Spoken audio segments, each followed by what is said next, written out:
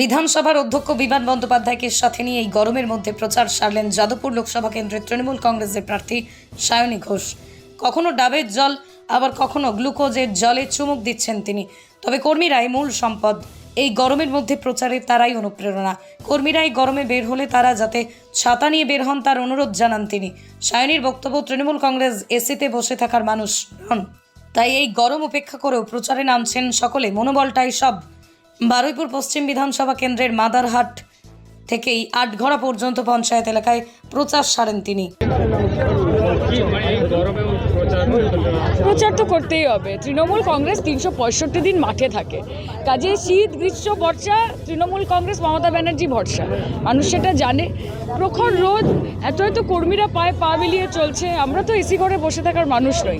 Mamata Banerjee street fighter, মাঠে নেমে লড়াই করতে হবে, মাটি কামড়ে পড়ে থাকতে হবে। এই গরমটাকে কিভাবে ম্যানেজ করছেন? আপনারা যেভাবে ম্যানেজ করছেন আমিও সেভাবেই ম্যানেজ করছি। কর্মীরা যেরকমভাবে ম্যানেজ করছে দেখছেন তো। কেউ ভালোবেসে দিদি একটু ডাব খান, কেউ একটুখানি গ্লুকন্ডি দিচ্ছে, কেউ একটু অরেঞ্জ দিচ্ছে।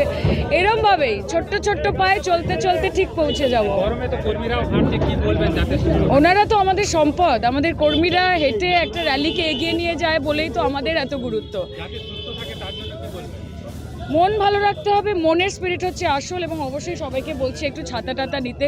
আমরা নিতে পারি না কারণ বেশি ছাতা নিলে বা মুখ ঢাকলে লোকজন দেখতে পায় না, কিন্তু কর্মীরা সুস্থ থাকা সব থেকে গুরুত্বপূর্ণ আমাদের কাছে। 2 মাসের মধ্যে ইলেকশন, তাদেরকে গ্রাউন্ডে থাকতে হবে। তাদের স্পিরিটেই আমাদের স্পিরিট।